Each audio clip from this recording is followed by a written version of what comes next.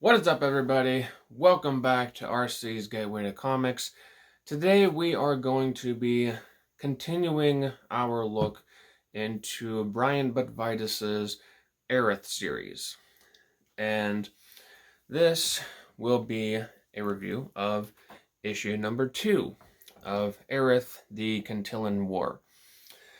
Now, I'm still not entirely sure of if this series takes place on Earth or some other alien planet, but I'm guessing it probably takes place on another alien planet because of the whole Cantillan War subtitle. And a lot of the stuff that takes place on here probably wouldn't be, if it did take place on Earth, it would be taking place way in the future. So, this pretty much continues where the first book left off. If you were aware, the first book ended with it was pretty much a story of Aerith and Rafa and their two companions traveling to this location where a creature called Mother resides. And Mother is pretty much the controlling entity in this universe, or at least in this section of the universe. And this pretty much starts with them arriving at that base area and sort of trying to fight their way into it.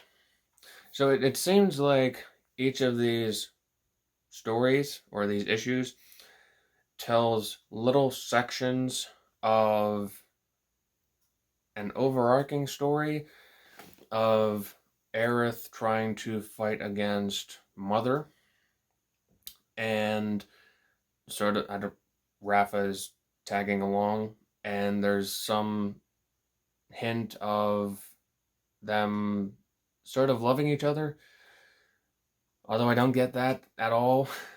And you'll see, and if you saw the first review, then you'll understand why, because they're just constantly insulting each other. It's a very short story. They get in, they fight some guards who are sort of like standing by, and then some other guards come in, and Rafa's brother fights them, and then another character who would give me one moment to see what exactly her name is. Then another character called Farah, whatever her name is, she comes in and joins in the fight. I'm guessing she's sort of a big deal in the universe, but because of the entrance that she has given. But other than that, I don't know how she sort of fits into Aerith and Rafa's story. But you're also introduced to some powers that the companions have, and they are extremely powerful. They're a little bit weird as characters, but they are very powerful. I will give them that. They're powerful and creepy. The two things which go together surprisingly well. They add an element of unpredictability to the story, and they give a nice surprise from what you had been expecting from the first book. The art is the same as the first book. It is very good, very well put together, very colorful, and it's what keeps me invested for most of this story. All the characters, at least on the good side, have they have the benefit of very unique designs. Colors are complementary, so that's a good thing. It's not too crazy. but they all go together quite well. Like they're unique, but they're a group of unique. If that makes any sense whatsoever. It made some sense in my head, but whatever. Um, but other than that, that's pretty much where the praises end. Um, in my review of the first book, I mentioned a lot that Aerith and Rafa constantly insult each other, and that does not stop in book 2.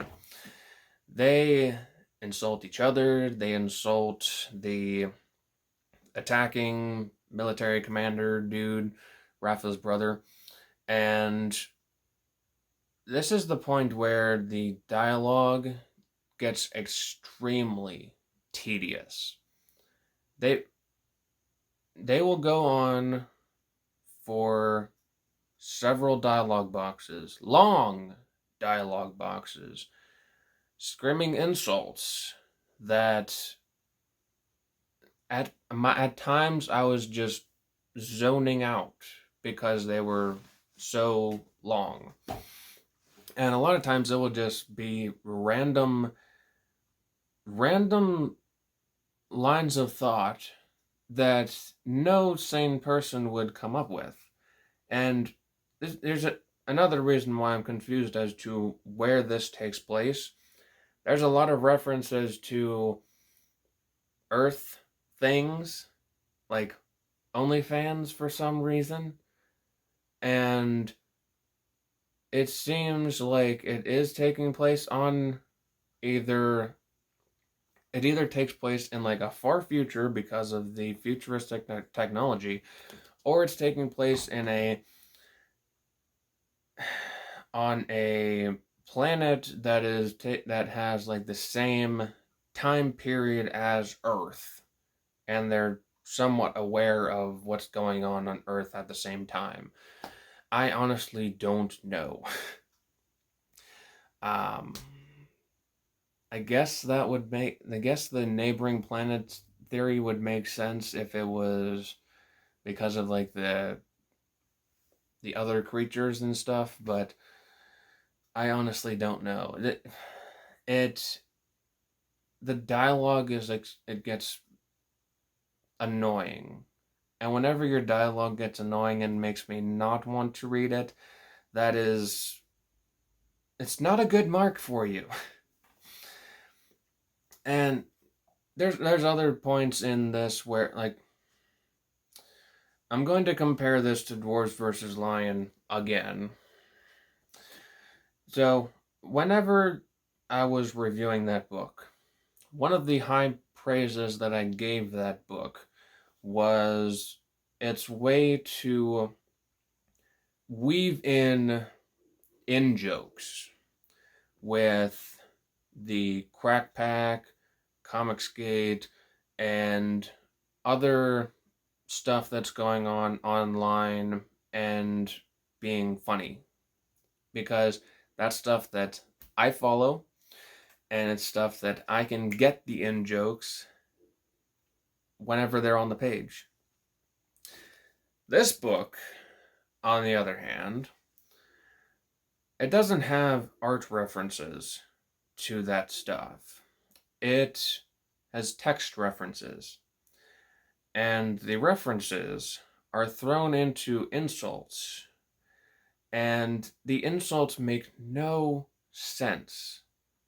Like there's references to AR-15 Orangutan, which is Mo Biggs's created character, and Michael Bancroft, all thrown into nonsensical insults, which make no logical sense in the world of this comic.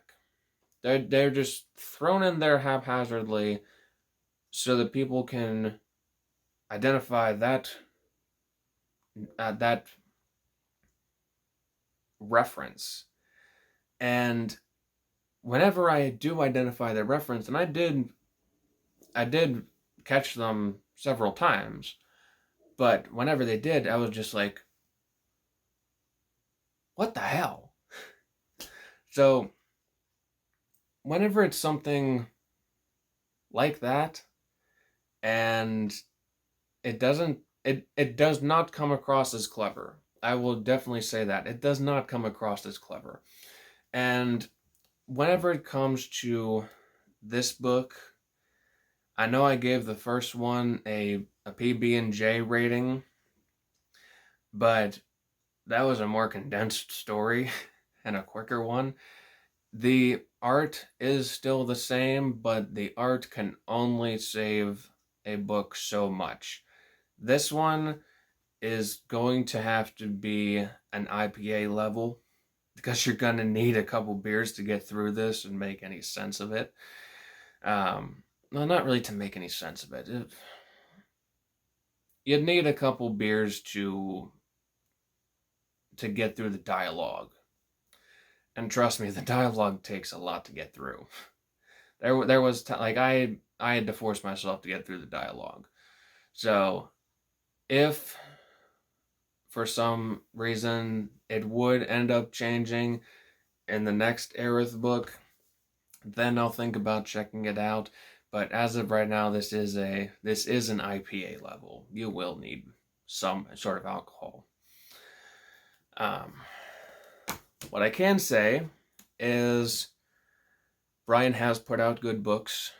I did somewhat enjoy the first Aerith book. I did very much enjoy Dwarves Vs Lion.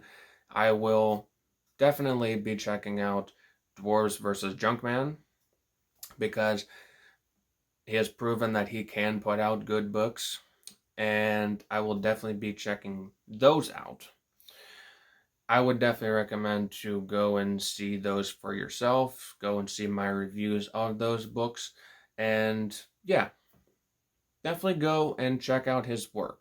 I'm not going to disregard everything, because everyone has hits and misses. I understand that. And this just happened to be one of those misses. So, I'm curious. Do you guys agree with this assessment? Let me know that down in the comments section below. If there's stuff that I'm missing, let me know that, because I obviously wasn't able to see it in this comic. I'm always open to stuff being explained outside of it, but that's more for just my own personal enjoyment. So, if you would, again, please leave that down in the comment section below. If you enjoyed this video, please leave a like. And if you would, please also subscribe to this channel so we can keep bringing more comics and more great comics out in front of people's eyes. So, thank you all for watching, and I will see all of you guys in the next video. Peace out.